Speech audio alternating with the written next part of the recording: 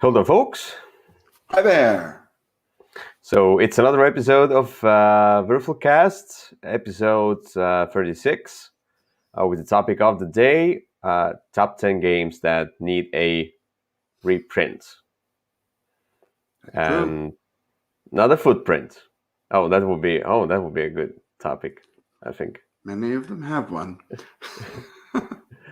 I mean, like you don't want to say that like top 10 games we hate. That's such a negative.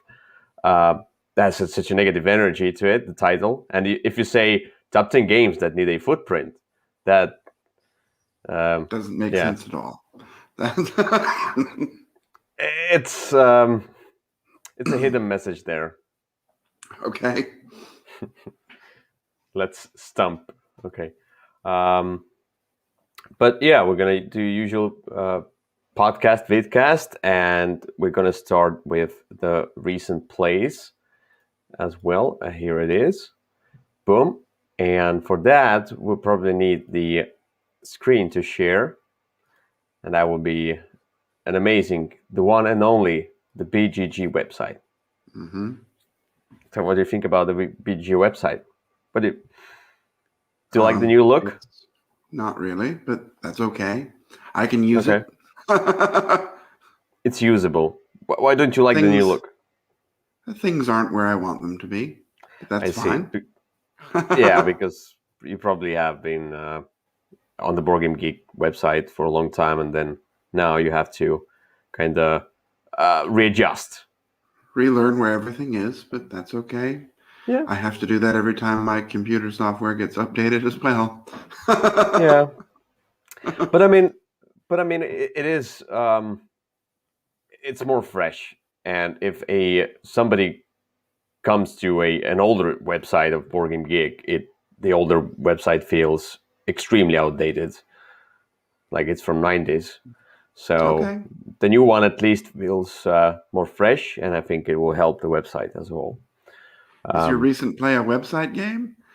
Yes. Oh, okay. So it's a website game where I click on some random links and see what comes up. And I win if I don't click on dangerous. Yes. It's like push your luck.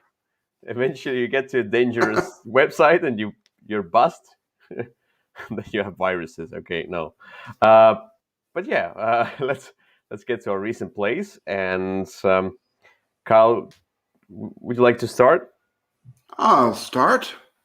Kindly ask you so. Yeah. The recent play is a game that arrived. It was a Kickstarter from long ago, like a really long time. And after a couple of years, they sent the first half finally. And it is a game called Solomon Kane. Okay. And so this is a game based on an old IP that is not really all that hot. It's a series of short stories about a Puritan adventurer. From the guy, it's the same guy who wrote the I think the Conan stories.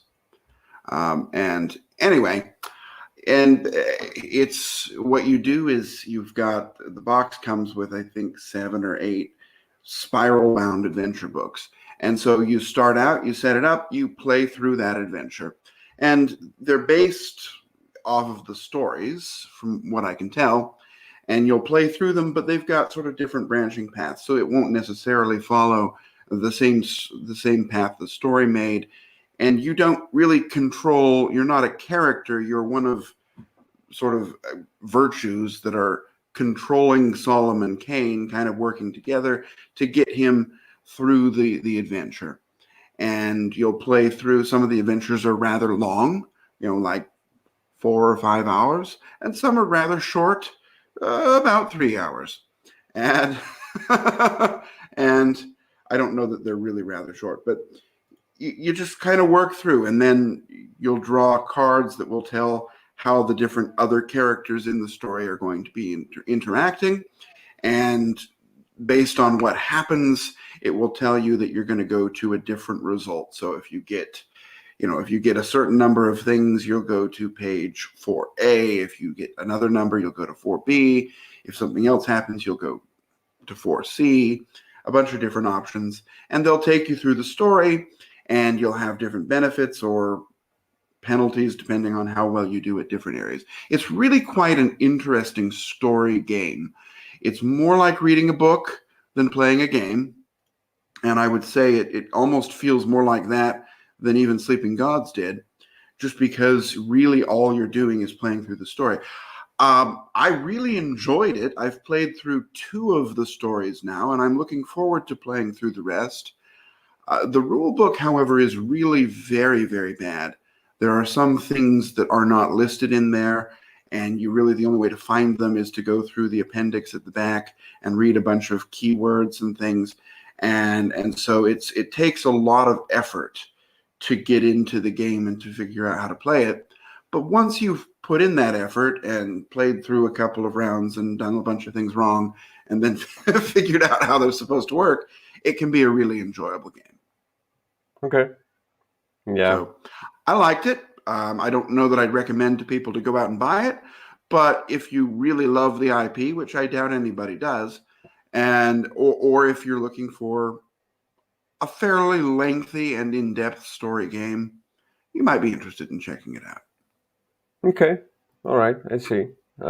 Yeah. Another one I was interested in. I think. I didn't think so. I felt safe picking it as my recent play. Yeah. True. But it might be cool.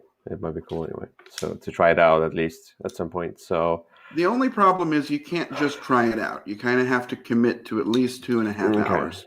That's what I thought. That's what I'm afraid of when I look at these sprawling games. I mean, like, you have to invest time to enjoy them, or otherwise there's no point in playing them, So yeah. So what I played recently is extremely, like, it's the total opposite from the one that you had for the recent play. I went with the abstract one, and extremely easy one. The story there, it's there's no story. No, I'm kidding. It's a storyless game. It's Mandala Stones.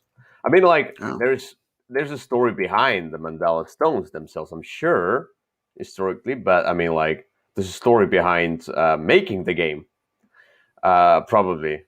A story behind designers' lives. No, I'm kidding, but this is an abstract game that I feel kind of tries to get into that category, or get into that Azul vibe or something like that.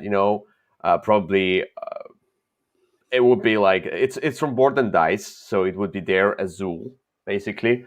It seems so. It's an abstract game where you have those stones of different colors and 2 different shapes, and you have those cylindrical black pawns, which have the same shapes as the stones, and these figures, I don't know what they are, cylinders that you move around. You move around the places on the board, and then you want them to, if maybe I could see here, it's partially here, but you land them on the circles, and then you can gather the stones around that pawn here, of the same shape. That's the pawn, and you have to do it in clockwise order. So the first stone you grab goes underneath, and then the next stones that you grab go beyond that stone. So like, basically you're stacking them in reverse order, kind of like of how you are picking them. And while you're picking those stones, eventually what matters usually is the height, the color, and where a particular stone is. The color matters as well. The thing is, maybe I can find you a picture. Maybe it's not here. Okay. So there is a scoring sheet on your own player board. Sadly, there's not enough pictures. That's weird, but I mean, so on your scoring pad there, you place down the stones that you gathered. You can basically grab up to 4 stones, but you can grab less, even 1 stone. It depends. You have to grab all of them that you can. But then you're placing them on those different 5 scoring opportunities.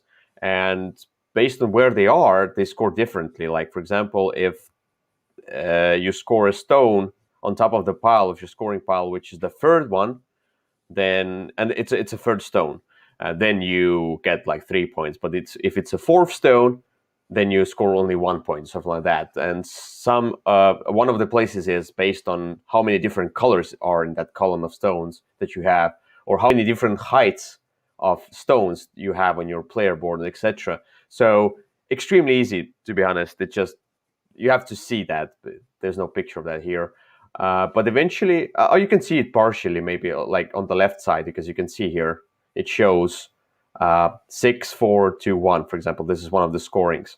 The thing is that why you want to gather particular stones in particular order is that you either gather stones from the central board here, or you score stones.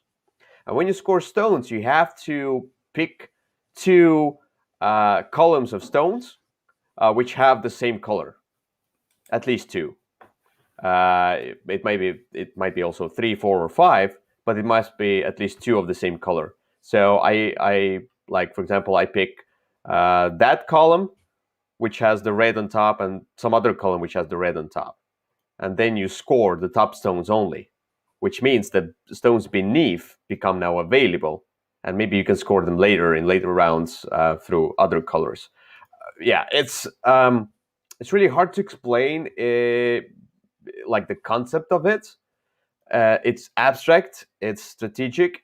You have to think a lot. I mean, like because the order and what stones you get, if you are smart enough, you can make kind of a chain reaction of different scoring. So it's a clever game. There's not much to say about that. You grab the stones and then you try to make the most viable way to place them to score the most points. It's family friendly.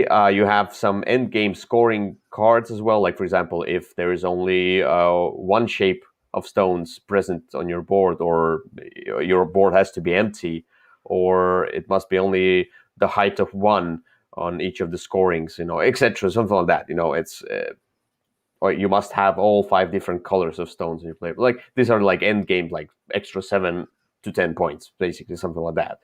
So I played it with 2 players only, but I would say if I'm not sure, I would like to try it with more than 2 players. Yeah, I'm not sure I'd like to try it with 2. No, you should try it. It's really clever. It's a really clever game. I mean, like, it sounds weird, but when you start playing that, it's really cool. It just, my explaining doesn't do it justice here without me just showing. But I will do a review of that. It's a review copy from Board and Dice, so I will do a review of that game, the full review, and then you can see how it works. So I have to show it physically. Very well. Yeah. But yeah, it's extremely easy. And I think, like, if you played with 3 or 4, I can see that, for example, the same as with 5 tribes. Some people like it, some not. I don't like the concept of, if like we're playing with 4 players here, then the board might change drastically, and I have less room to strategize. With 2 players, we go back and forth. It's faster, it's easier, you strategize more. It just, the state of the board doesn't change too much. I feel like this would be the best game with 2, but yeah, it plays 3 or 4 that I haven't tried. I will try to get more players in. But yeah, Mandala Stones doesn't look so good, but I mean, on the table itself, when you take those discs, the hefty discs, I mean, like the plastic ones, like Azul tiles, etc., they feel good. They feel nice when you stack them. It's like poker chips that you stack. It just feels good. All right, that's Mandala Stones. There you go. check out for review. Yeah, my explanation didn't do the justice enough, but it's a good game. I was pleasantly surprised. Very well. All right. So we are past our recent plays. Let's go to the next topic, which is the cult of the old. And yesterday I had a birthday. I'm now 31 years old. And I don't feel old yet. I might feel old in 10 years, maybe. I don't know. But Maybe. I've passed the I've passed 30, the 30 line, you know. So I mean, at least some achievement in my life. okay. Congratulations on not Oh, dying. Um, that's so inspiring. Thank you, Kyle. mhm.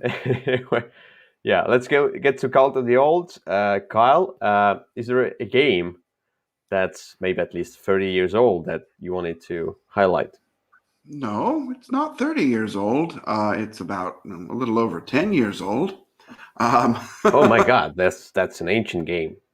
Is well, it it is an ancient game, and it kind of looks like an ancient game. It did Man? recently get a reprint, but um, the Oh game wait, is, recently got a reprint. What?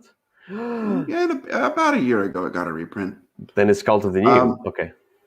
well, the reprint really didn't change very much, Okay. except it made it a bigger box. The game, I think, as soon as you see its cover art, you'll understand why it fits into old, definitely. And I think I'm going to go out on a limb and guess this is a game you have not played. In this I'm not. game, the game is called De Vulgari Eloquentia. What? I think it's DE, and then a Okay. new word, VUL. VUL? Yeah, GARI. I think we're spelling it correctly. DE Yeah. VULGARI. GARI. RI. Yep. And so search that. I don't think you'll get too many. How are you not finding it? Are you writing it correctly? You're writing it with DE or DI? DE.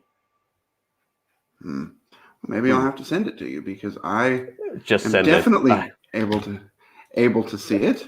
Hold on. Okay. Let me. Some technical issues. We're gonna get past that really I'm fast. not sure why you're not able to find it, but it definitely exists. Oh, I know why. Because if you don't separate D and Bulgari, I wrote down D space. I Oh, wrote down D there you are. Bulgari, but yeah, That's something the search probably should have picked up anyway, but that's okay.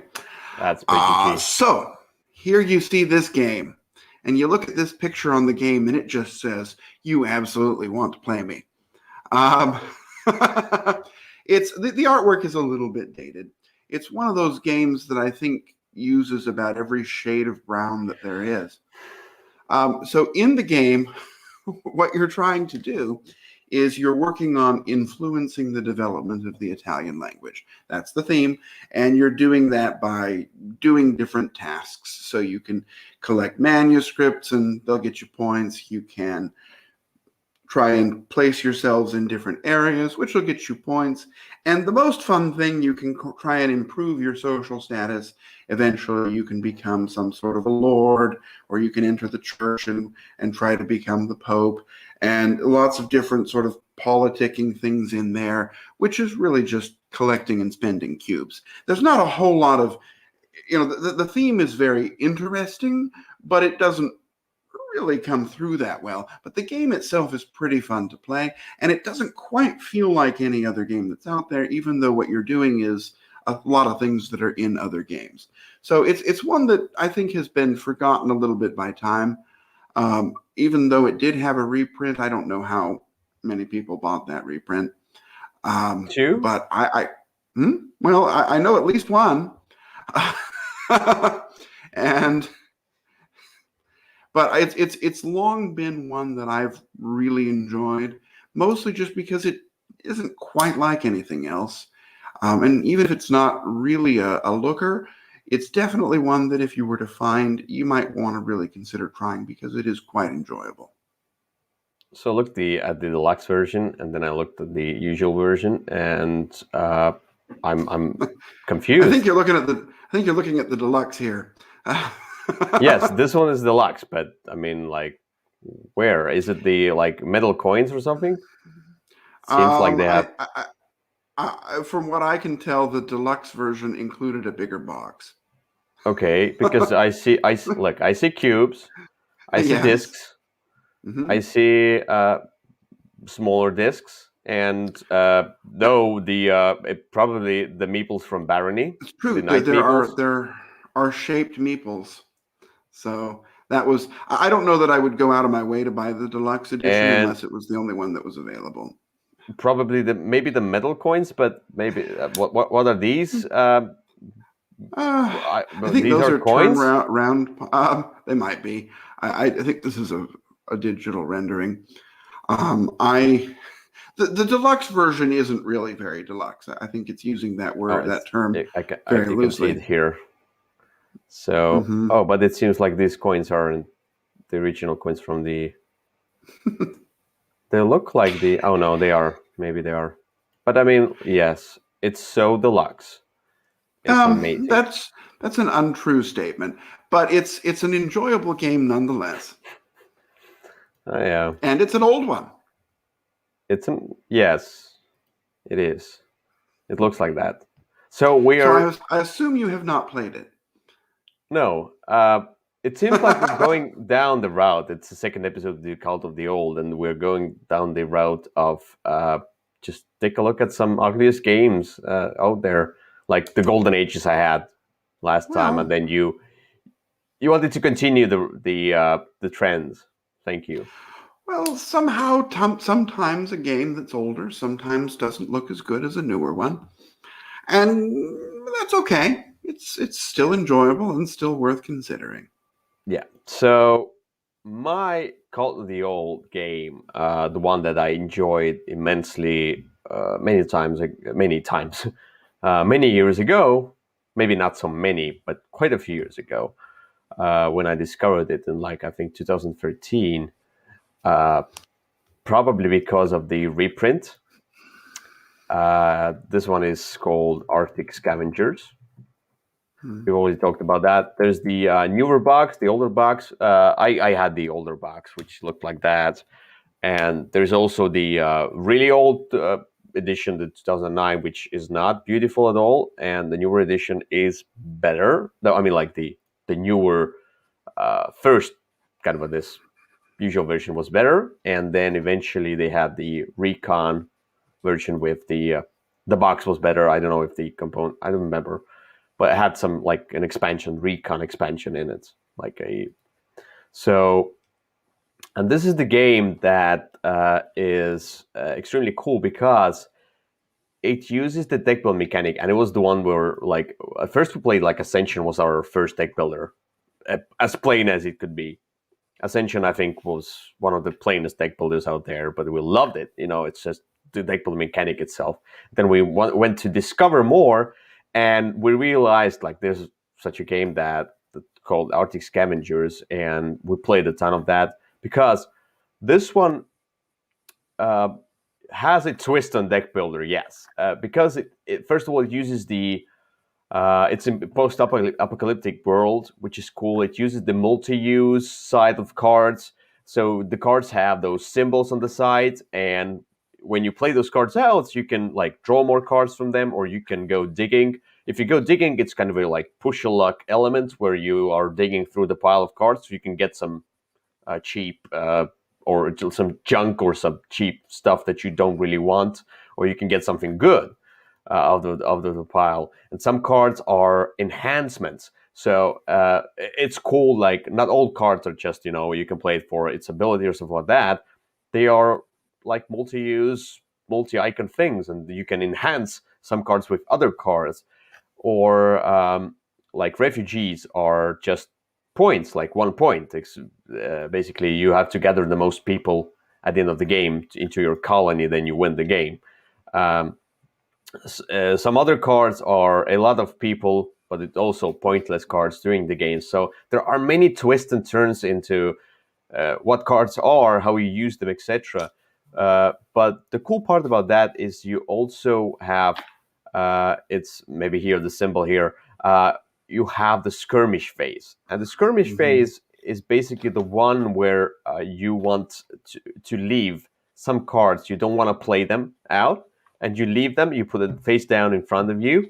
And when everybody has finished the round, you reveal those cards go to skirmish phase. And skirmish phase is basically comparing the firepower against each other. Whoever gets the most firepower, plus there might be some special abilities during the skirmish, like Saboteur has, the Sniper has, but the medics also have, they can save people.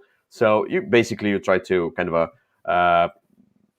kill each other there as well, and compare the firepower. Whoever has the most firepower gets the catch of the day, basically, I would say, like that, which is like a fancy card, which is a cool card, like a grenade or something like that, or some other, like a lot of people, anything like that. So there's like, it almost feels like an auction for a special card that you get into your deck, which is really cool. But the part about that is there is also that bluff element in it. Like, I could leave like 3 cards on the table, and those 3 cards are useless. They don't fight. They do nothing. They're just useless cards. And the other was think like, oh, he left 3 cards, a total of 3 cards of the 5 into the skirmish. Wait, what should we do about that? Should I counter or not? It's this kind of a thing going on, like outguessing, outsmarting your opponent. So yeah, we had the HQ was inside our box already, the kind of a reprint of 2013, and then there's the 2015 one, which has the Reckon as well. I think I haven't played the Reckon modules or Reckon expansions, but this game is just so unique in its deck building genre. I think that it needs to get back, maybe tweak tweak some things. This is the one I considered into my reprint list. I mean, like, I didn't put it there because I put it here. I only did a homage to this game here, so I was like, I don't want to repeat myself, but that would be on my list of reprint, because I do want it to be reprinted again by maybe a better company at handling the components, distribution, etc. Like Rio Grande is not the best. I mean, like, if like Portal Games would do that, that would be just amazing. Something like that, Yeah. I think that's their game. That's something they would do. But yeah, that's Arctic Scavengers. Really cool. Right. One that I have still not played, even though you've talked about it lots of times. Do you have it? No. You don't Never have played it? No. Oh, you should try it out. Well, I think you might like it. I might. I'll wait until it's somewhere where I am, and then I'll see if I love it. Yeah, I mean, it's probably on the Dice Store Cruise, probably in the library. I don't know. It probably is. We'll see. The thing is that I'm considering getting back this one back into my collection. Because it's a very interactive deck builder. So I don't know. That's something like that. Okay. And now we go to the next topic, which is funky components. Boom. And yeah, that's funky. Okay. Yeah, that's a great way to to say that. Okay. Well, are we ready? I try my best every time. Okay. So, am I up first? Yes. Okay. So, the components I'm going to talk about today are components that just feel like they need to go into your mouth. And these are the honey drop. Wait. Oh my God, Kyle! I was already scared. we should not talk about. Okay? Yeah, I'm fine. These are the honey drops from the game Honey Buzz. I don't know if you've played that game, but it comes with these little rubber drops that are different shapes and different colors that are kind of a sticky rubber, and they're supposed to represent the different types of honey. And they're extremely fun to touch. Yeah, you can see them there. Well, I'm pointing at the screen. They're right where your cursor is. They're little rubbery drops. They kind of stick together. They're not sticky, but they kind of cling together. And they're very satisfying to touch. And they just look like they would feel so wonderful to take a bite out of. You shouldn't, because, of course, they're made out of rubber and probably would not be good for you. I mean, you do you. But they're fantastically fun little things to handle. They don't really serve a whole lot of function in the game. You either have them or you don't, and then you can spend them on things. But they're very fun. Well, those are little resin pollen things, and those are kind of pointless. But they're all right. It's the funky little drops of honey that I am highlighting today. Looks really nice. The whole game is very well produced anyway, but I think these little drops of honey kind of stand out. Oh, there you go. Someone ready to put one in his mouth. Disclaimer, we do not suggest to put components of the games that are not considered to be edible into your mouth. Especially not if it's someone else's game. Or someone else's mouth that you want to put it in. No, that would be weird. Don't feed the crowd. Okay. Anyway, that's cool. Yeah, I like that. I haven't played that one, so I didn't know about them. I mean, I didn't look at honey bars at all. Not the theme I would look at, but probably the game I would like to try. It's an enjoyable game. It's not it's not going to blow the doors off, but it's very well produced, and it's a fun one to play. It looks good. Okay. So Kyle, I mean, really, nothing personal. It's the game that I want to talk about. Okay. No, the nothing personal has a component that's a rather cool one that you can stick onto your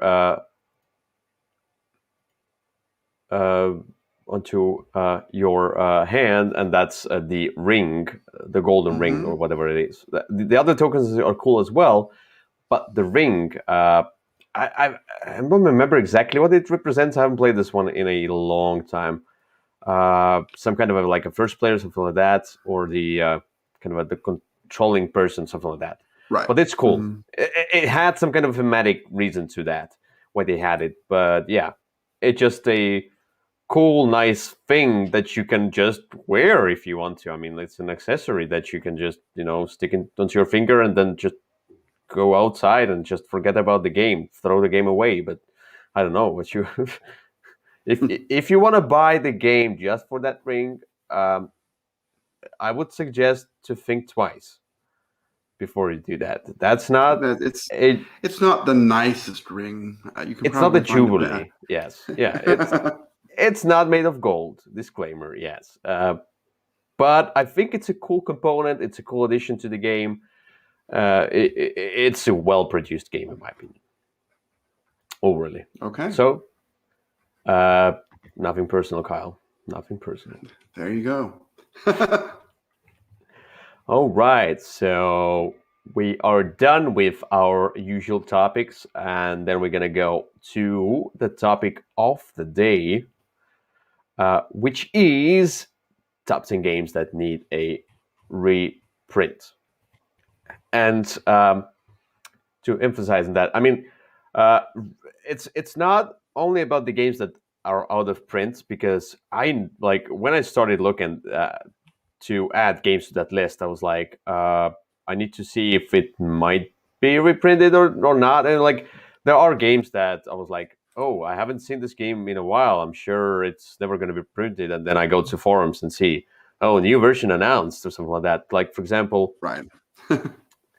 You might or might not have it on your list, but maybe you know that the Minion Games is no longer due to the owners passed away. And the Minion Games Manhattan Project line, the whole line, was acquired right back. Grail Games. Yes, which is cool. I was about to put the Manhattan Project Energy Empire on the list, and then I was like, "Ooh, it's getting a reprint." Probably, I think they are fulfilling the Kickstarter or something like that. The Kickstarter for the expansion for Energy Empire. But they had the base game in the Kickstarter as well, as I remember. But yeah, that's possible. I So obviously didn't buy it because I have the base game already, but yeah, but so it must be getting back into the print. So, but these are the games that might still be in the shops, in warehouses. There might still be copies out there. It's not so hard to get them. Maybe some of them are hard to get. Maybe like you have to go to get just like a used copy of that game. It's not on the shelves anymore. But these are not the games that are widely available and popular on the shelves, and the games that I feel need a reprint in a sense of a new edition. So I went into that broad side of that topic. Second editions are also like kind of a thought process here. I don't know what you did. I mean, I went through and I made a list of all the games that I like that are at least seem to be out of print, and I looked up to see if any of them had a reprint that I could easily find from a verifiable source. And then I picked the ones I like the best. And I don't know, some of these probably will not be reprinted either because there's no demand or because there's other issues with it. But we'll see. I figure that many of them are games that I would love to see come back, and many of them I would love to see come back with some slight changes that made them, improved on them. Many of them are older and could be improved a little bit. De Vulgari Eloquentia is not on the list because it did just have a reprint. I tried to avoid games that had a reprint in the last couple of years, or games that have a reprint announced. Like, for example, I won't put Summoner Wars on the list, even though I would love to see a reprint of old Summoner Wars, because there's the new one that's coming, and it's largely the same. It's 85% the same. No, it's a new edition. Yeah, that's where with some games it's hard to say, like if there was a reprint. Some games are like a reprint, like for example with your whatever the game was called, the Eloquentia, Right. something like that. Yeah, that one, like it was a reprint, but nothing really changed. It's like or there are some games that have a straight reprint. They're going back onto the shelves, but they are. I have one game that it seems like there's news that they are going to reprint the game, but they're not going to change. It's like just another print run, something like that. Which is not the thing that I anticipated about the game. So Right. I'm more looking at the games that need a change or something like that. Need a reprint with a twist. All right, Yeah, let's and go. in some cases, it's just a game I would love to see again because I missed it, or many people did. But we'll see. All right, let's go to number 10.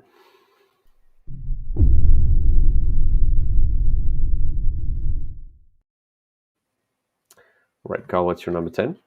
All right, my number 10 is it's one of those games from the very early days of Cool Mini or Not Kickstarters. And it is a game that I ended up getting after a while. I didn't get it through the Kickstarter. It's an Eric Lang game, I believe. The game is called Chaos Ball, and that's chaos with a K, and it's one word, Kaosball. Yeah. Because, if you write it as two words, it probably won't come up. So this is it's that line of sporting games that, I don't really like sports games, but this one's kind of fun. I mean, there's sort of the whole moving around and trying to score points thing, but you're also playing cards and fighting each other and knocking each other down and scoring points that way too, which is really interesting. You're playing your cards. There's a bunch of teams with a bunch of special abilities, and I remember really enjoying it. I didn't end up getting every expansion because I didn't, no one was really playing it with me, and I didn't want to invest in a game I wasn't playing. But I remember really liking it, and I would love to see it come back with maybe some streamlined rules, The card quality wasn't all the best, so that could be improved. And I really think it would be. I think it would do well if it came back, because I think if it were marketed well, it could really fit with what a lot of people are looking for.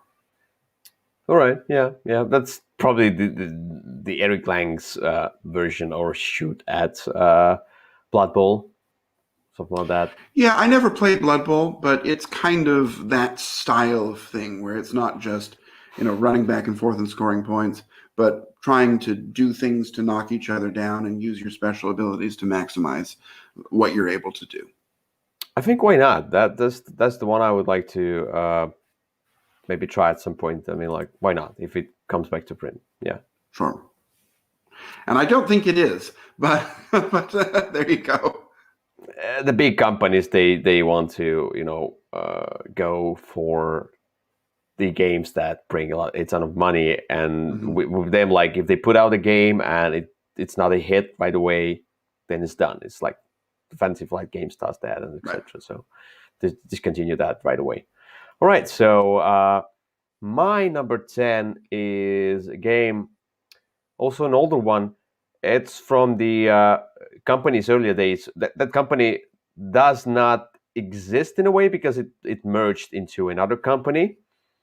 But at that time, I was really curious about all of their designs, but all of their designs were somewhat underdeveloped and a little bit raw, but had great ideas, and I enjoyed the games for what they were. I just wanted them to, hire a developer or something like that, and just a good developer, and just take a look at that game. One of those games is Predator, and I think we did a Board Game Blender episode of that. We did.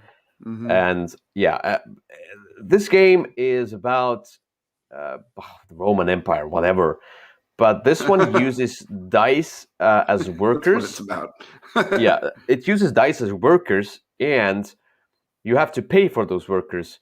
And it also uses the mechanism of dice getting old, like the workers getting old, and then you have to pay the pension to them, etc. So this game had a thematic, but I think terrible decision of, first of all, the silver coins are worth more than the gold coins, and I understand the thematic side about that. It was like that in the old times, like they historically they said it was like that.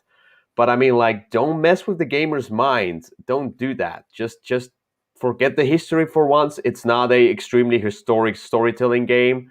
It's a Euro game, and just do it the right way. It's gold and then it's silver. And you can say that, for example, in the rulebook, you can write it down that in reality, the silver was worth more than the gold. But, for the purpose of the game streamlining, we need to do that. So one of the things I would like to have this game reprinted and to be taken a look at, because I really like the mechanism of the dice, the workers.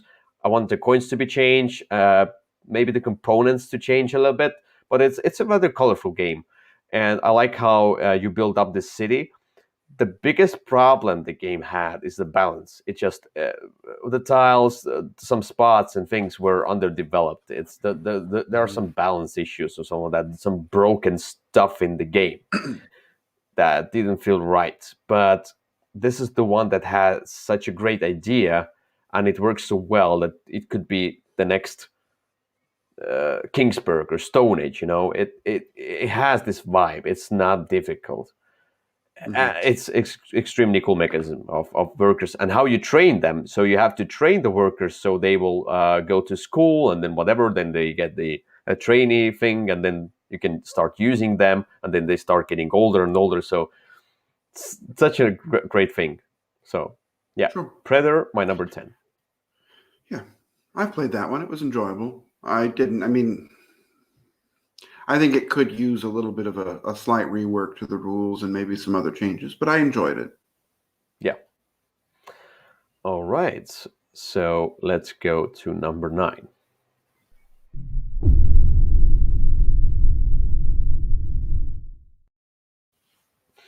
All right, what's your number 9? All right, my number 9 is a game that is going to be a hard one to search for because of one of the first word in the title. It is Batman: The Gotham City Strategy Game. Okay. And you have to write it exactly like that, or you end up with, 52 different games with the same theme. But this is the one. So in this game, what you're doing is you're playing as one of Batman's villains, and you're trying to do your nefarious plot while not doing it so well that you attract the attention of Batman, because when he shows up, he knocks you out and you have to start all over again. And so it came with 4 villains, which were the Penguin, Killer Croc, the Joker, and I don't remember who the fourth one. I think it was Two-Face. And so those were the 4 villains, and you're going to play as one of them. And it was a really interesting game as you're trying to figure out, and they all played very differently, which was quite enjoyable. They had different special abilities that you could unlock and make yourself better. It was a really interesting concept, and it was fun to play. The rules were awful, and it only had those 4 villains. And I really would wish that if it came back, because Batman has obviously a million villains, and many of the kind of top tier ones weren't even considered for the game. So I would love to see it come back. I still have mine, and I still would love to bring it out and play it, but it would be great if the rules were tightened up just a little bit. But I think this was one that would be a great reprint. Okay. Maybe the title could be a little more distinct as well, because Batman: The Gotham City Strategy Game doesn't exactly scream anything unique, but it was a great one to play and not one to overlook. Yeah, not the one I'm interested in, but why not? That's your list. It is my list.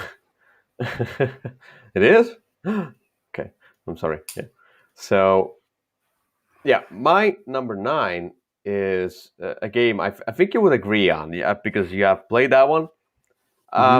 It seems to be out of print, plus I feel like this game desperately needs another expansion. There is one expansion, but it just doesn't add a ton. I think this game needs a revamp, deluxeified version, something like that, and that's Scoville.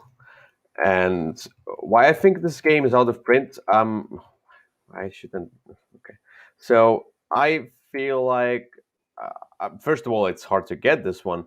Second, Tasty Minstrel Games doesn't do so well. I think they are in a why there are so bad pictures? Somebody's homemade version. There you go. Oh no, that's well.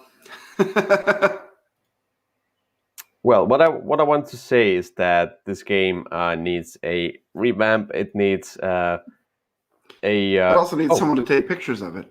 Yes. There you go. So it's a game about planting peppers and then crossing them, blending them into new peppers. So you plant them, then you walk around with your gardener collecting peppers, and if you stand between 2 peppers of different colors, they can create a new pepper of another color, something like that. So it's a game of puzzle. The other part is that the most interesting part is gathering those peppers, and then you're just selling them. You're just basically collecting the peppers so you can give them away, a certain combination of peppers to get points, and that's it. Right. There's just not enough game to it. And there's the laboratory or something like that, expansion lab or something in like the that. lab.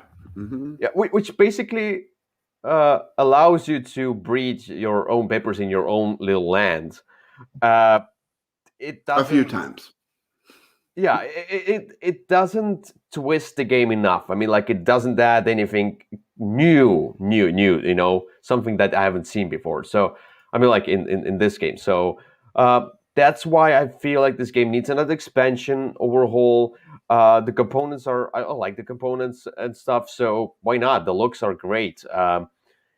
And the reprint, because I'm sure Tasty Minstrel Games will not get back to this game anymore, because I don't think it did extremely well for them, but it's a really cool game. I like it. Plus, it seems like they have a trouble with money right now. So yeah, I don't know what's going on with them. I don't think they're doing anything these days. They might not survive. So if somebody picks Mhm. up this title eventually, I'm sure they can make a great job with this game. But this game just needs an overhaul and like a big expansion, adding I don't know what, Sure. but something not so like it needs to be less streamlined. It's too streamlined. So Scoville. Very well. I agree. All right, so let's go to number 8.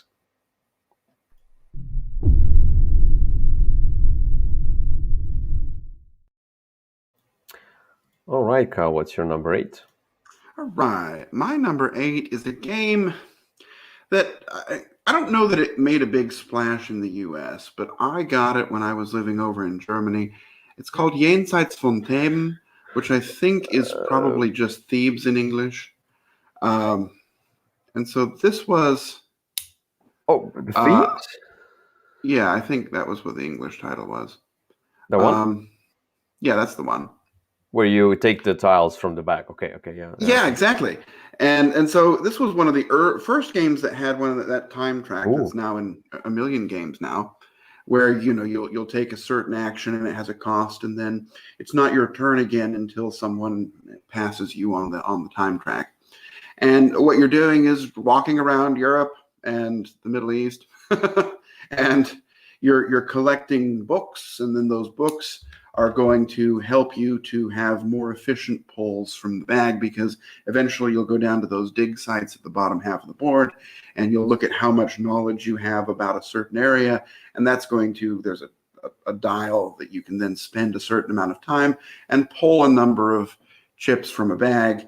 Many of the chips are blank and give you nothing, and some of them will give you some points. And then you're collecting the points, and you can, if you get certain combinations, you can get extra bonus points for displaying them. It's a very simple game, but it's just a very fun game for people. People can really get into it and excited, seeing the whole Schadenfreude thing where people pull out nothing, nine things out of the bag and nothing but the empty dirt. I think it could be reprinted, maybe with a few more special cards, because they're kind of all the same, maybe a little bit more graphic design. That board is pretty plain, but very functional. But I think it's one that I don't know how much of a splash it made outside of, I mean, it was nominated for one of the German Game Awards, but I didn't win. And I don't know how much of a splash it made outside of just German game stores. And I think it could be exciting to many people. No, I've heard about this one quite a few times. It's in the Queen line or something like that. Yeah, that was the publisher. Yeah, the Queen games. So I've heard about this one many times. It doesn't seem to be. Oh, what's this version? Oh, the Tomb There's Raider. also a card version. I Okay, think okay, that's what you found got it. there. Maybe, yeah. I've heard about this one, and I was thinking about like buying this copy somewhere like a few years ago through the Essen kind of the aftermarket thing. So I was thinking about that, and it excites me. That's the one I like to try, and if it gets a reprint, why not? I think you would, as it is, you might find it on the simple side. But I think if it were reprinted with a little bit more, I think it could be quite successful. Okay, yeah, fine. That's a good choice. All right, let's go to my number 8, which is a game you've heard about many times. I told that this game needs to be revised, and I'm sure it's not in print. I mean, like the company is small, and I'm sure this game is out of print. It's maybe not so easy to get, maybe on the aftermarket, and that's Age of Thieves. Okay. Yeah, but I mean, this is the one that why I keep coming back to this game, but because this is the game that gives me the vibes of Assassin's Creed and the Thief video game. stuff, and it's not a hidden movement game, but I like how you distribute the action points between different stuff that you want to do during your turn, how you move, what you do, the special cards. It all feels thematic. You want to collect those crystals. And then you run away from the guards and from each other. Then you steal stuff from each other. So the take that and this one feels not so taxed on and not so brutal, because you are thieves and you steal from each other. You steal from the royal palace or whatever, and you have your own special abilities each character has. And there's the small expansion that, by the way, I have the expansion. I don't have the base game because I gave the base game away to a few years ago to another person who really loved the game, and I was like, I really wanted to give them something as a gift, and I was like, that would be a perfect thing because they extremely like the game, and I did like it as well. And now I'm thinking like, oh, I need a copy now back into my collection, because this is the problem I have with this board. It's just overwhelmingly too, like, not colorful but like busy. I think it needs to be more muted, maybe less beautiful, but more functional. And you can get the beauty in with the cards. The cards should have maybe a bigger cards that have the art on them as well, etc. Like more art on other stuff, and maybe components, and less art on the board. So, but this game needs to come back. I think this game is different from many others that you have played. You haven't tried this one. No, still not. So maybe at some point, if you will try this one, you can see why I think this is a good game. You might not like it still. I'm like, I never know that, but Who knows? But at least you will see why I think this game needs to be reprinted, because it stands out as a different design from many games that have this kind of action movement and hidden movement and things going on. So yeah, that's Okay. Age of Thieves, my number 8. All right.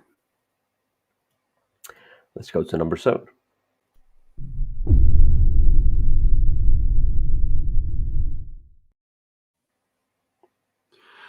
Okay, my number 7 is one of those games that I talk about occasionally, and not one that I think anyone else in the whole world talks about. It's long out of print, doesn't look amazing, but really is. The game is In the Shadow of the Emperor. Okay. And I've talked about this one several times, but you're kind of competing to position your people in the right area, and then as you place, you'll place your people, and then eventually they will age up. The graphic design on this could definitely use a refresh. And as people will age up, then they'll eventually die, and you'll have to find ways to replace them. But you want to have control of certain areas so that you can get votes, and then those votes are going to help you name one of your own people to be the Holy Roman Emperor. And that's really the goal. And the rest of it is just ways that you do it. In different areas, if you're in charge of them, give you different special abilities. You can also have children, and if you have a boy child, well, that boy can go towards helping you get to put yourself in power. If it's a girl, you kind of got to either marry her off or sell her to the convent to become a nun, which I guess is a historical thing that doesn't hold up very well today. But anyway, it's a very interesting game, and it's one that I don't ever get to play because it doesn't look great, and and nobody really talks about it at all.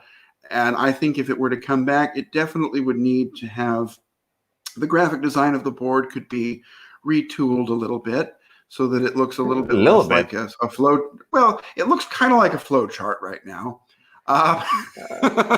And some of the rules could be improved a little bit. Some of the icons could be simplified. There's definitely a lot of improvements that could be made if it were reprinted. But I think if those improvements were made, it would be a game a lot of people could probably really enjoy. Yeah, because I think it's the land under the tiles here it looks like a puddle of something. Yeah, it's Not the not a land beautiful itself. game. Yeah, it's like stains on stains and on. No, I'm kidding. But No, yeah. you're not far off. It definitely is not a looker. Um, I I I the invent color a new choices word. are interesting, I right? invent I a new mean, all word. that. I call it a stainful Okay. game. Yeah, I'm sorry. Stained. Stained. Judgment stained. Anyway, yeah. Yeah, like yeah. So anyway, it's a game that's out of print, and I would love to see come back. So that's my number 7. Not in that particular Oh, no, a edition. straight reprint. A straight reprint does not need to happen. It needs to have some improvements. Let's not go unholy here. Okay.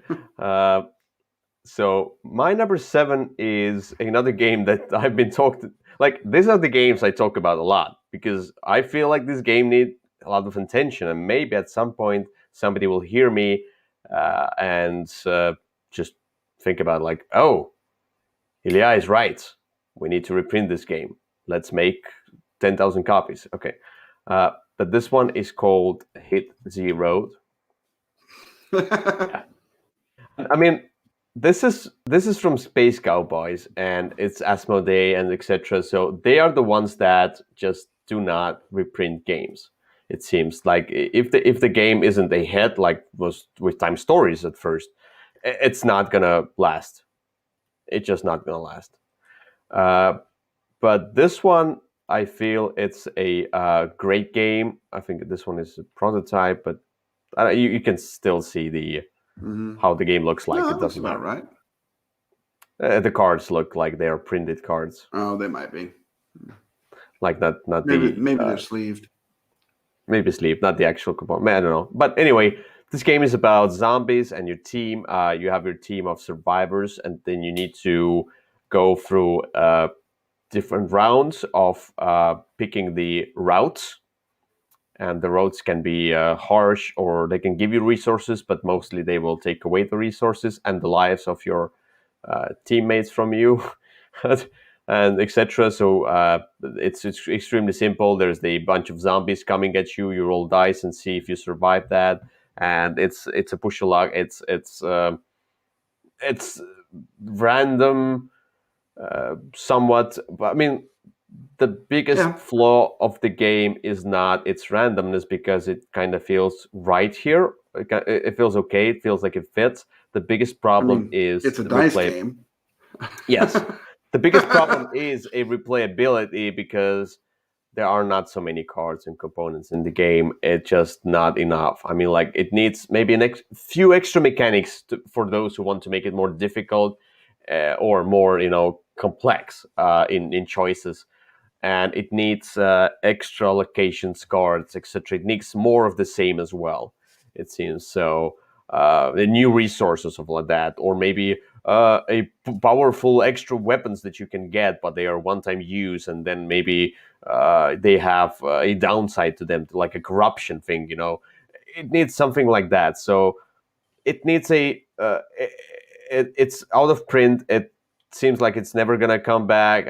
At least maybe if Asmodee sells the rights to the game, or like gives the rights back to the designer, and then maybe designer goes to another publisher and just reprints the game with the expansions and new ideas, things that would be fine. But yeah, this one doesn't seem to be the one that will get reprinted eventually. But No. yeah, why not?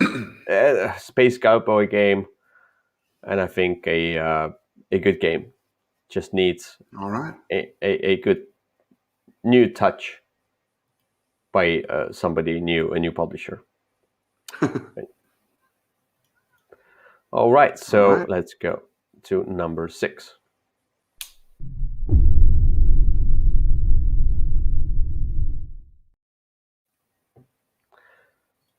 And your number 6? My number 6. So this is one that, it's sort of knew that it would be on the list pretty early on. I'm going to put it farther down just because I talk about it quite a bit. This is the game that many people would love to see reprinted, and the game that for various reasons probably never will be, and that's Glory to Rome. Okay. And The game of life. No. No, well, that one's still in print. The Glory to Rome, and this is the ugly black box edition, but there's lots of different. There's 3 different versions of it. There's the original that came in a lunchbox with very cartoony art. There was the black box edition that was the subject of a controversial Kickstarter campaign, and then there's the Polish edition, which has good art but is in Polish. And so, anyway, this is a card game, and it's been kind of redone in a couple of other iterations, but no one's quite gotten it right.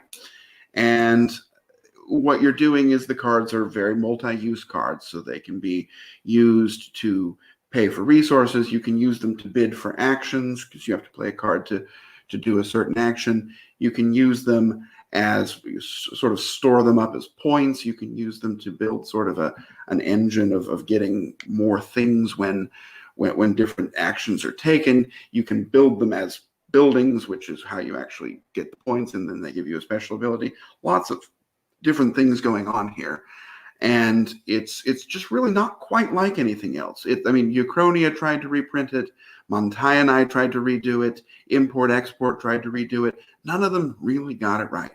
This is sort of the original game is the best iteration of all of those. There's all kinds of reasons why. There's lots of disputes as to the rights and intellectual property and things. I don't understand all of that. But anyway, the game's probably never coming back, but it is one that if you have a chance to play, it's really definitely worth your time. So that's my number 6, Glory to Rome. Yeah, I agree. I've played Uchronia. I had a chance to play Glory to Rome, like the original version. I think it was like somebody had kind of an older version, something like that, or like partially, and then they reprinted it. They put the new artwork on that. I don't remember. They're like like a custom-made version, something like that. Most likely a few years ago, and I didn't play it at that time. But I played Uchronia, I played Montanai, both enjoyable games, but not the ones that I would keep. Maybe this one is, let's just say the right one too, to go through. Yeah, it had some magic that the other 3, the third one is Import Export. The other 3 didn't quite capture. Yeah. So. All right. So my number 6 is a game that, as I said, I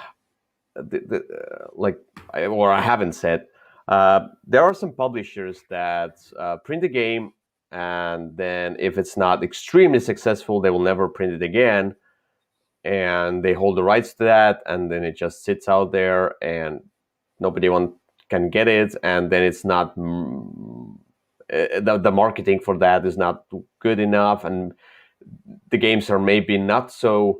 The games are good, but they just need an expansion to just make them great. And one of those games that I think needs the expansion, a reprint to make it great, it's Elysium.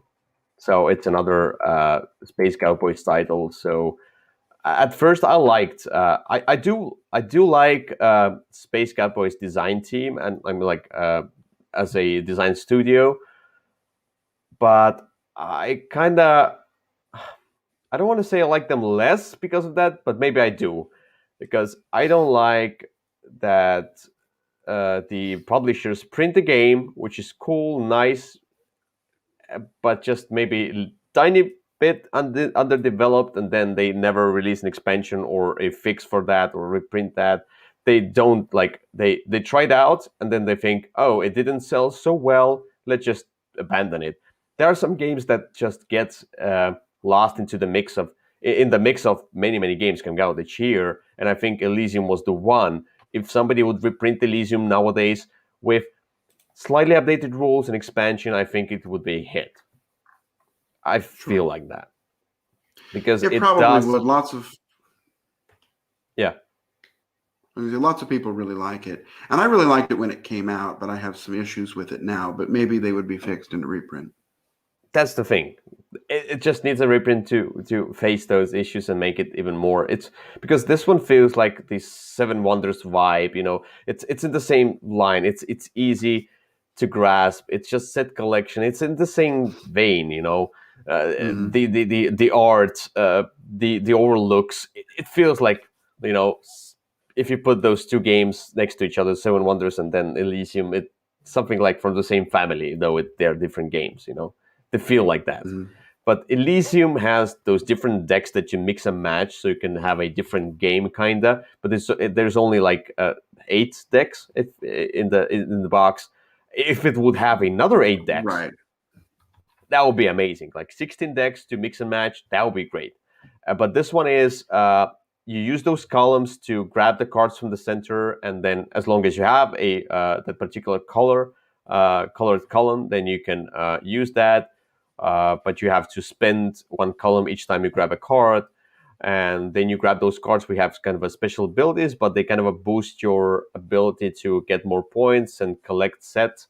But then you have to, like in Valley of the Kings as well, as told you have to put the cards away from the gameplay into the scoring pile. Here as well, you have to put the cards into the Elysium, and you have to do the set collection part here, like all of the same family or all of the same number, but different families of cards, different colors of cards, stuff like that. And you collect those things and try to get the most points. It's extremely easy, but just this idea of the columns and getting the cards based on those is so cool. It just needs an extra spice, an extra like it needs to be turned to 11. Something to extra to that. So Elysium, I think, is the one. And it needs to have the cards printed in about 6 times larger font, because you can't read them from across the table. Maybe not the tarot size, but maybe like Seven Wonders has the bigger size cards, something like that. Yeah. So yeah. Anyway, this was one that fell for me after I went back to it, but I wouldn't mind seeing it improved a bit. Yeah. Let's go to number 5.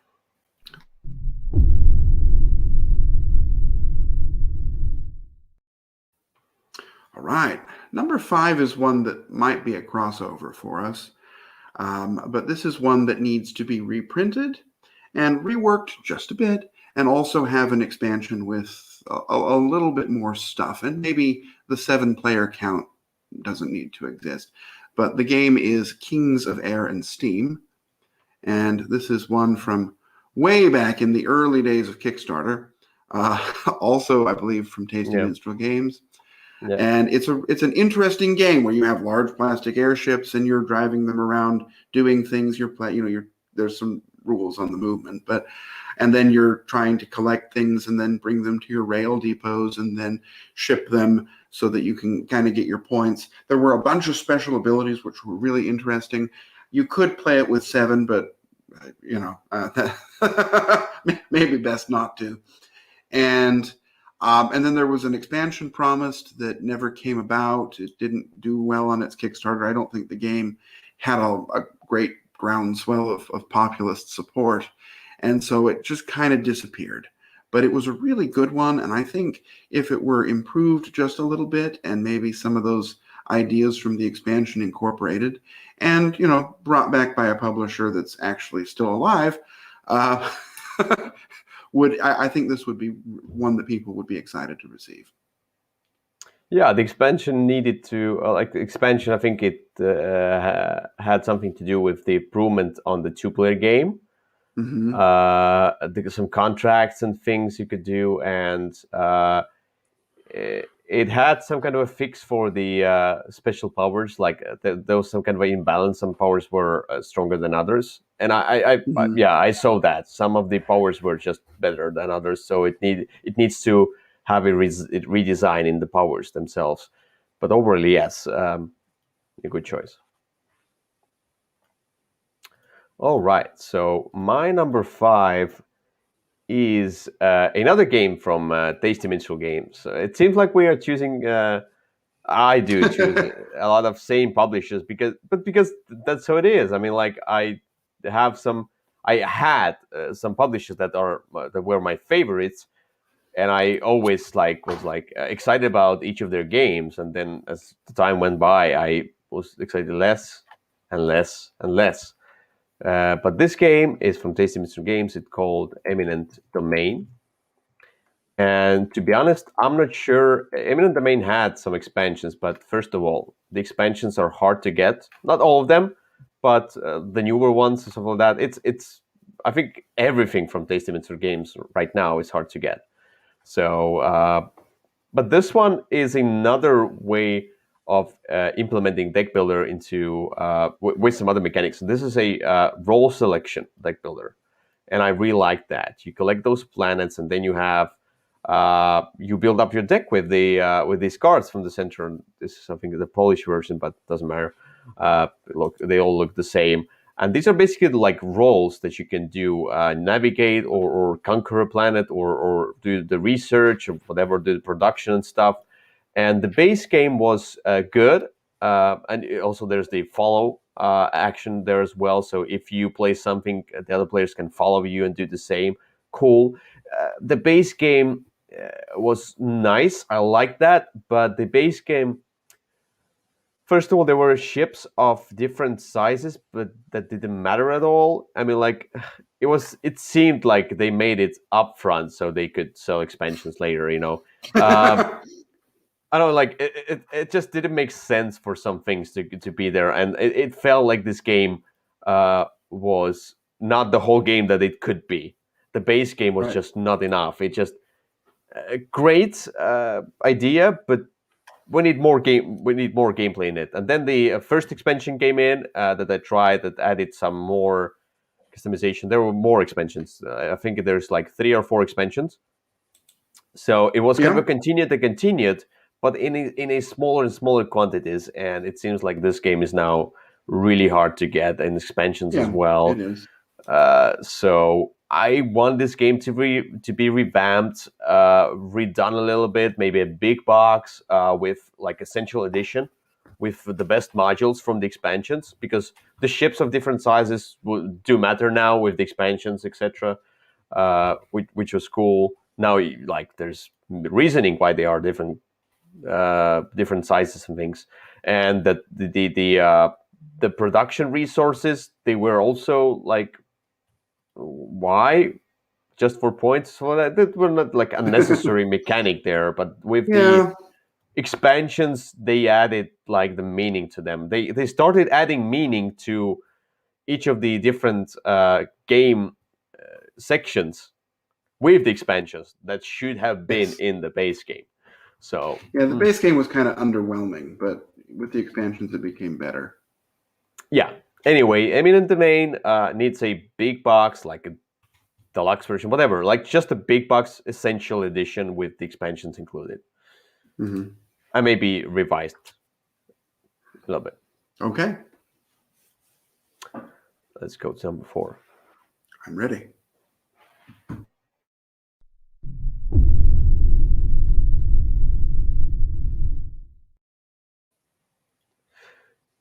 Number 4? Alrighty, number 4. So number 4 is a game that is not coming back, probably ever. There was a sort of a half-hearted attempt at a reprint and a slight retheme 4 or 5 years ago, but it was very half-hearted and which made me sad. This is a very expensive game that takes a lot of space to store, and I guess its reprint is Summoner Wars, but the game I'm talking about is Heroescape, and this this was a game that was just basically toys, and you could build these large scenarios out of various plastic terrains and then play through them. You had hundreds of different choices of characters, and they could march through and fight each other. They each had special abilities. It was really fast, really easy to get into. It was not really fast or easy to set up, which was a problem and still is. I still have some Heroescape stuff, but the fact that it's going to take me 2.5 hours to build a setup and then about that much time to put it away again keeps me from playing it very often. But it was just really a very interesting game, a very interesting tactical game of movement and combat. It was the inspiration for Summoner Wars, as I mentioned, which is much easier to set up and put away, and a game that I talk about occasionally. But HeroScape itself really did have some great ideas, and it worked with so many levels of people. You could get your kids into it because it looked fun, and there were some simple rules if you were playing with your kids, or you could set it up and play a huge tournament with friends. It was just a fine game that I would really wish I could see come back, even though I'm not kidding myself. Okay. Yeah. Another one I'm eager to try or anything like that. So too much plastic, in my opinion. But definitely a lot of plastic. So my number 4, as you predicted, is a crossover review, which is Kings of Air and Steam. What? Yeah, and yeah, it's the reason behind that. I really do like the programming in this game, how everything evolves. It's just I think a great pick up and deliver game. What it needed is not it's streamlined. What it needs is like more upgrades to a ship or something like that. It needs probably a better 2-player version so you can like interact more, extra stuff to score, more market stuff going on, like more economy even built it in. I like just need to be even more sprawling, I would say, and fixed to the balance issue of the special powers as well. But overall, even in its base game, this game was really, really, really good. I mean, this is the pick up and deliver game that I want to play, and there aren't many games that I really want to play as pick up and deliver games because I don't know, it's just not so interesting to you pick a stuff from somewhere, you bring it there, and then yes, I made something. No, here it felt like you're upgrading yourself as you do that, the ship and stuff. So Kings of Air and Steam, I do agree on that pick. All right. I'm glad you agree. Okay, so let's get to a number 3.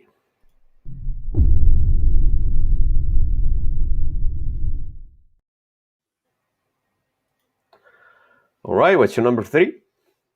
My number 3. Okay, so this is the favorite question of of the president of Plaid Hat Games. Doctor Who? When this game is coming back out. Years ago, a version 2.0 of this game was promised. Rules were released. The game never appeared. It was just always in development, and then various things happened, and the game just never materialized. The game is Dungeon Run. This was the second game from Plaid Hat Games, and it was a really fun, kind of in-your-face, almost a Cutthroat Caverns type of game, where the first half of it, you were kind of exploring a dungeon, kind of together, and and then you would find treasures and monsters, and the dice combat was very interesting. And then eventually you would get to the end of the dungeon, and there would be a boss, and the boss would have the summoning stone, and then at that point the game turned to you need to jump on each other, kill each other, and get possession of that stone and make it out of the dungeon first, because that was how you would win the game. A very simple game. The rules were a little loose and could definitely be improved. The ways that you could get treasure, like it was difficult to upgrade yourself, and that was the most fun part of the game. And some of that was going to be fixed in the version 2.0. Which never came about. So I would love to see, especially now that Plaid Hat Games is back and bringing back some of its old classics, right? They've redone Ashes, they're redoing Summoner Wars. I would love for them to redo Dungeon Run. I think it would be a fantastic game that would really work with a lot of people. So that's my number 3. Yeah, that's the one. If it comes back into reprint, I would like to try that one. I feel like why they're not going back to this one, at least not for now, is that when they went out of the Asmodee group, they need to now kind of get their name back onto the market with. But as a business side, I think that they would benefit a lot from printing the Summoner Wars and Ashes and just selling this kind of a LCG, CCG type games that would keep them Yeah. afloat. And Mhm. if they earn money from that, they might go back to the older titles, yes, as well. We'll see. I would be very happy to see it, though. Yeah, why not? I've never played the this one, but I was interested in this because I was at some point I was interested in Flathead Games designs so overly. Mhm. So, all right. So my number 3 is a game I also talk a lot about, and Kyle would be extremely surprised to see this game on my list. Indeed, and that's it starts with patch and ends with Why? patch. Why? Yes. Starts with patch, ends with why. To be honest, it starts with patch and ends with history. So it's not history; it's history. Patch history. And So and what's that letter at the end there? It's a why. uh, yes. Why? The question is why isn't this game reprinted? Oh, that's a weird version of that. What? What's going on? Oh no, that's There that's you that's go. the one. So yeah, this is a civilization building game where you batch your Oh, civilization, that one's and even in Korean. yeah, CNC. So this game has rather terrible components. I would like to be reprinted with the new components, more sturdy ones, and just I don't know how you can make the cards better. You probably can because the problem is that you need to patch. You put the cards beneath and under each other, and like just patching your history, patching your kingdom. And the cool part about that, you need to decide. Sometimes you need certain resources and stuff and things, but you need to put out this new card, and it needs to be followed by the rules of how you patch stuff into your kingdom, and then you have to cover something. So it has the great decision of what to abandon in order to receive something.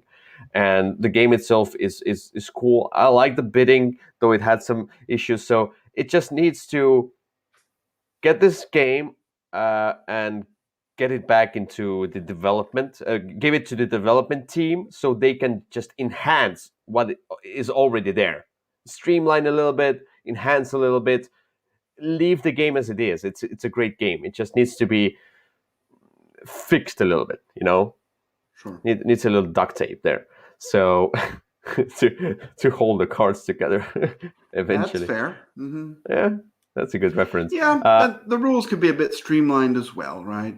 Some of them didn't make a lot of sense and were kind of hard to teach. Yeah, But but I do like the trading between civilization, how you move the meeple. Eventually, you do different mhm, stuff and special B cards, which have a great art, in my opinion. That it looks cool on the table. It looks colorful. sure. I like the patching, and in a world of patching games from Uwe Rosenberg, I think that would be a fresh uh, fresh air. That would be a good new uh, portion of this delicious patching mechanism. And Uh-huh. nowadays, Okay. Let's leave that alone. Uh, I try my best. Yeah. So what there do you you think? go. I mean, I like the game. I could definitely see it being improved a bit. I don't know if it did all that well back originally, but it does definitely have some interesting ideas to it. And I think if it were streamlined a little bit, it might do well. Yeah. I thought about it for my list, but it didn't make it on. Yeah. Okay, let's go to a number 2.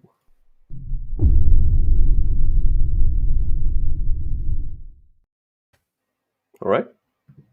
All right, my number 2 is probably the game on my list that is most likely to be reprinted due to some recent news. The reprint has not been formally announced, but some things have happened that have caused it to seem as though it might be reprinted. This is an old classic, the classic of setting up a retirement plan for yourself as a pirate by burying treasure, and that game is Libertalia. So this was a game where you had roll cards. It was a roll selection game. Everyone had started with the same roll cards, but then, as you played certain ones, you'd keep some between rounds, and so then your hands would be a little bit different. And really what you were doing was playing the roll and then trying to have the timing come off as you wanted it to, so that your special ability helped you, so that you could get the treasure that you wanted, and you were just kind of collecting the treasure for points. It was recently teased that Stonemaier Games has acquired the rights to the game.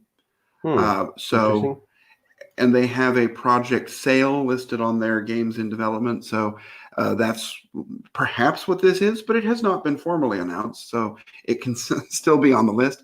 If it were to come back, I would wish it had a few more rolls, right? Because it had about 20, I think.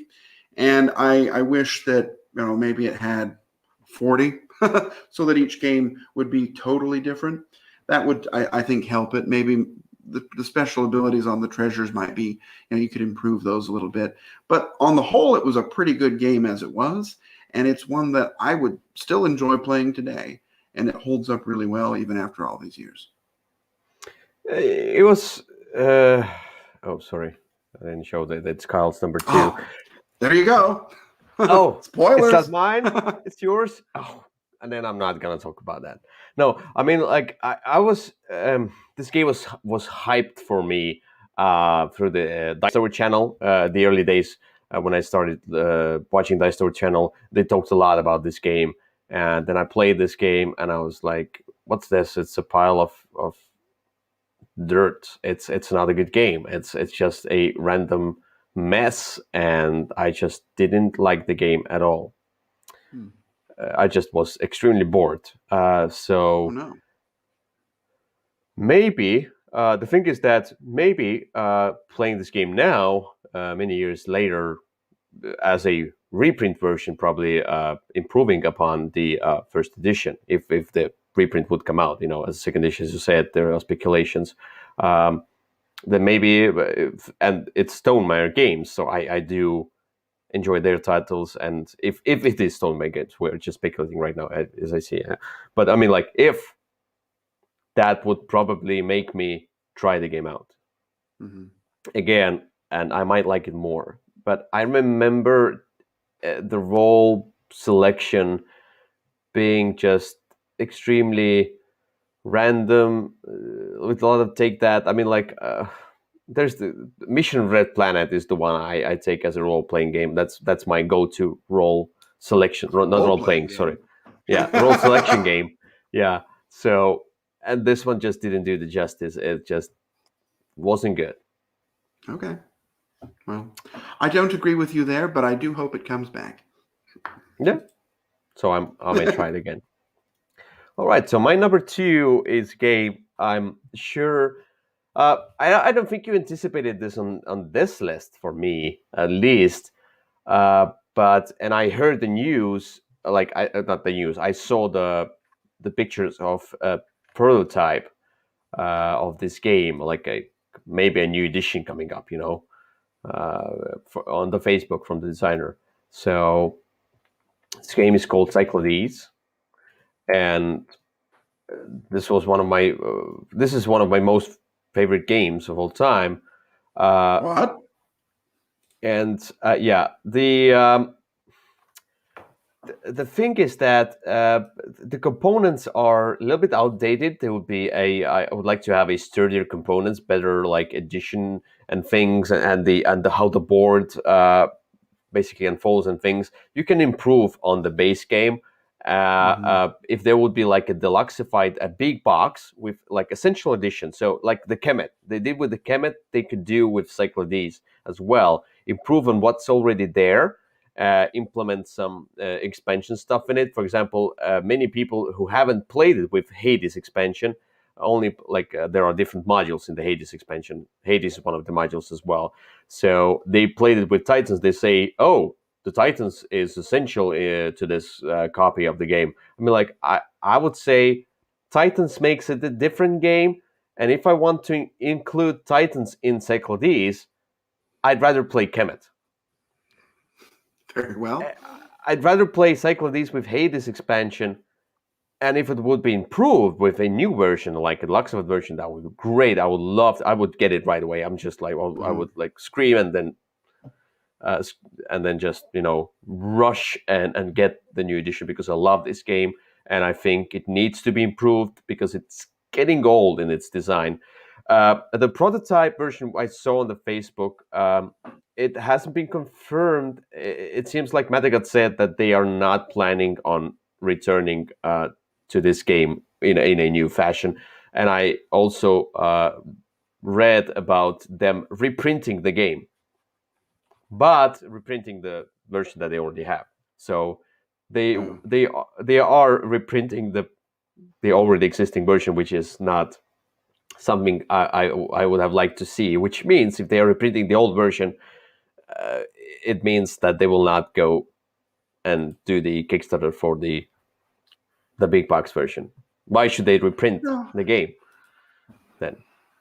In the same way that I guess we'll see. I think it might depend on how successful the reprint of Kemet was, right? Because it really feels like if one will be reprinted, the other one needs to be, right? The games are definitely sister games.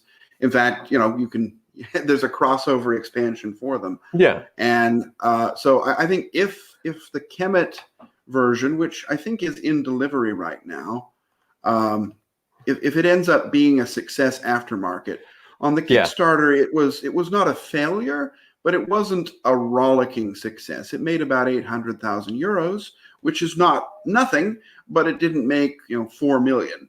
And so I think it'll depend on how well Blood and Sand does to see whether the same attention comes to. I think Cyclades can do well because this game just gives you those hero mechanics with head-on combat, but a more of a. The cool part about the game is a threat. There's always a threat of somebody attacking you, but you can do something about that. It's not like Titans makes it basically I attack you, attack me, a lot of attacking like Kemet. I need to go straight into attacking. With this one, with Cyclades, the base box, with it also a Hades expansion, it's a threat of something happening, which is so great. It adds a ton of tension, more than Titans. That's why I don't like the Titans that much. So okay. Yeah, that's my number 2. Cyclades needs a new big box, great, extremely powerful version, maybe picked up by Stonemaier Games that could make this game a great success. I'm sure if Stonemaier Games would pick the Cyclades, they would buy the rights for that. It's totally their kind of game. I mean, they could do this. They can make this game a great one. Yeah. All right, let's go to a number 1.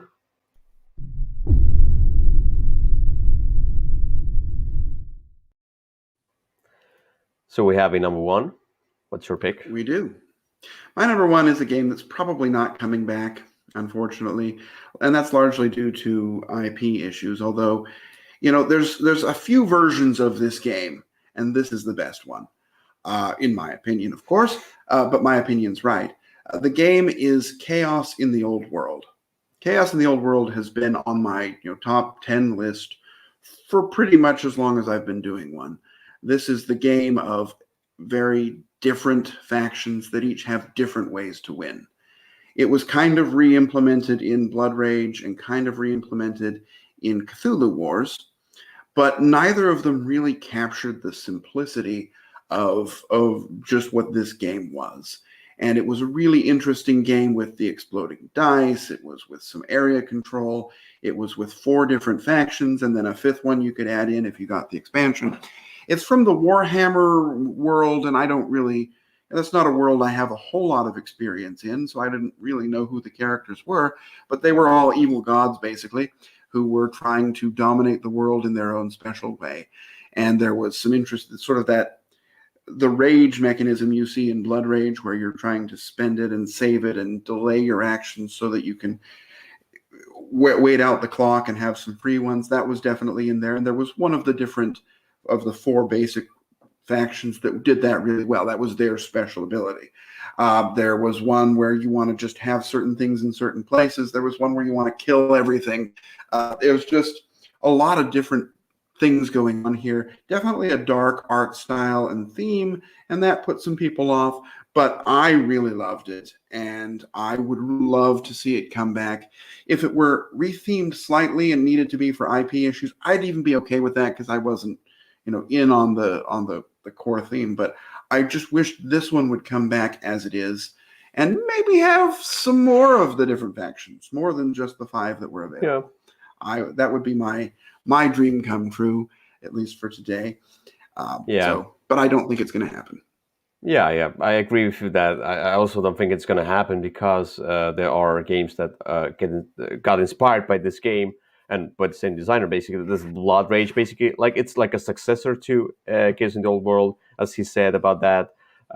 As you said, the Cthulhu Wars, etc. So there are games that kind of replace this game, and those games are successful enough that it seems unviable it seems not necessary to reprint this one. But maybe there are some games, for example, like they did with Portal games, for example. They did Imperial Settlers, the Empires of the North, and then they did the 51st State again, which 51st State was one of the first games of that genre. Then they did the other games, and then went back to the first design. At least Ignacio did that, and then made it a cooler game. Maybe took the things that he had learned, right? Yeah, that's maybe the State one. Second Edition eclipses 51st State First Edition manyfold. It is so that's much what better. Could happen here. That's what could happen here as well. So why not? I mean, and then I would try it as well. So that's an old game that I haven't tried, but maybe I would like to try it if it would have a new edition, because I do not like the looks of the game, and it's probably not so well designed balance wise or streamless. It's not so It doesn't seem streamlined.